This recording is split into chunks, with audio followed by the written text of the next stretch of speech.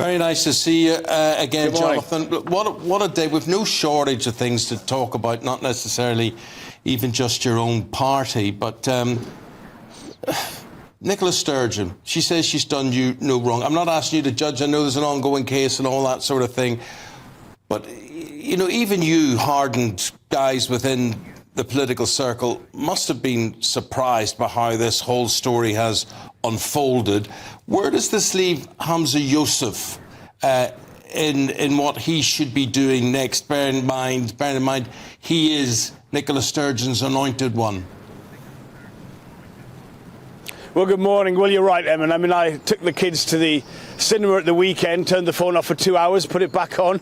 Couldn't quite believe what I was seeing. I mean, you're right to say the descent of the SNP has been something I think no one quite saw coming. For Humza Yousaf, he was the establishment candidate. I mean, pretty much anyone who had any kind of position within the SNP was supporting him for leader. He is absolutely integral to the succession from Salmon to Sturgeon to him. So he probably needs to tell us, what did he know about some of these events? And I'm afraid, in the weeks and months ahead, he'll have to do that.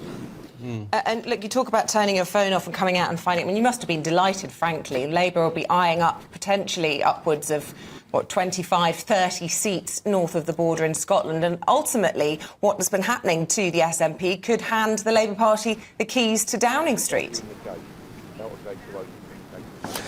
Well, certainly we think we're very competitive in Scotland. That's a welcome change. We haven't been. We've had to work quite hard to win the trust of people back in Scotland, and I think we can, yes, look to trying to win back some of those seats in Scotland, but that's alongside the red wall in England and the blue wall in England at the same time, and those classic marginals. I mean, we know from our more difficult electoral experiences that in Scotland people want to know, can Labour win in England, and in England people want to know, can Labour win in Scotland, and the fact we can look to both places and say, yes, we've got the chance to do that is very welcome, and that's the case as well for these by-elections that are coming up. So there is a lot going on, but to be frank, I think some of the things we've seen over the last few weeks in particular, you know, they don't do anyone in British politics any credit. I think it's a soap opera that people will be looking at this place and the Conservative Party and MPs resigning and saying, can't you just focus on the things that really matter? So that's what we'll try and do in the Labour Party and put that agenda forward. Yeah, but you must be enjoying Boris Johnson. Some people have called it his mutiny within the Conservative Party.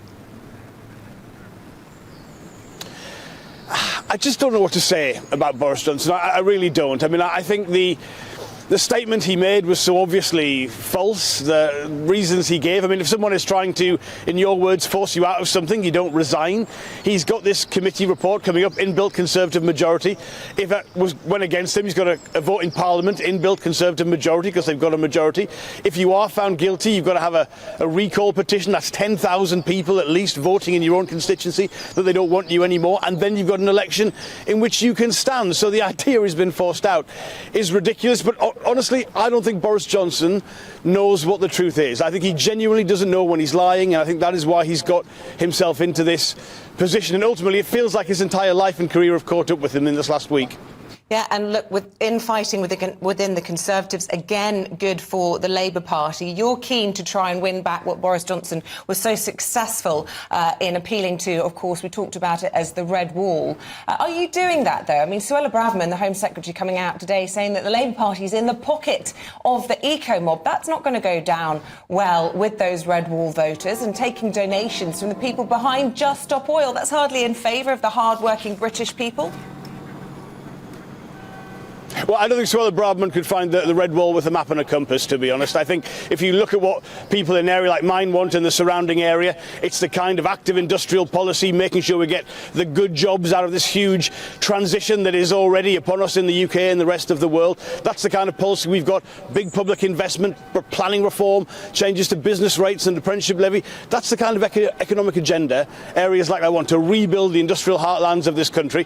There's only Labour offering that. The Conservative Party are nowhere near. And frankly, you see these stories from people like Suella Braverman because after 13 years they haven't got a record they can defend to the British public. And I just want to ask you finally on Boris Johnson. The resignation on Friday was also surrounded in all the debate about his honours list and the people that he put forward.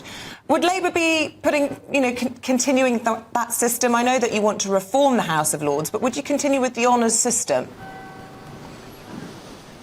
Well, I have many constituents who have done brilliant public service, and when they get an honour, it really means something to them. And the bit that angers me the most about this is, I don't want those people to feel that their role in honour is being devalued. So I think there's a role for that, but I think this kind of resignation honours list and what Boris Johnson has done, both with his House of Lords appointment and the people he's given these knighthoods and damehoods to, who are clearly undeserving, they're just his cronies, has diminished that. And I think we need to look at how we can do that better. I do think the Prime Minister should block that list if he has anything about him, because clearly it's a disgrace.